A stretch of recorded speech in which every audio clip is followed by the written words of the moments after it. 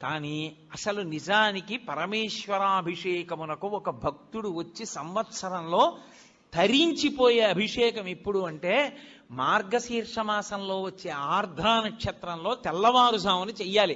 చిదంబరంలో నటరాజస్వామికి చిదంబరంలో మోక్షలింగము అని శంకరాచార్యులు వారు పరమశివుడి దగ్గర నుంచి 5 లింగాలు తీసుకొచ్చారు.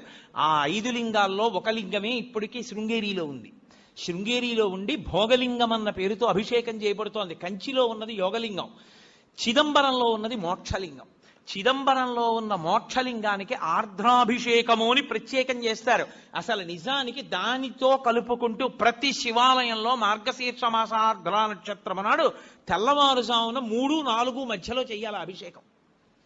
దేవాలయాన్ని మంగళవాయిద్యాలతో పరమేశ్వరుణ్ణి మేల్కొల్పి ఉత్సవమూర్తుల్ని తీసుకొచ్చేసి గబగబా ఆలయాన్నంతటినీ శుద్ధి చేసుకోవడం అంటే సిద్ధం చేసుకుని పరమేశ్వరుడికి అభిషేకం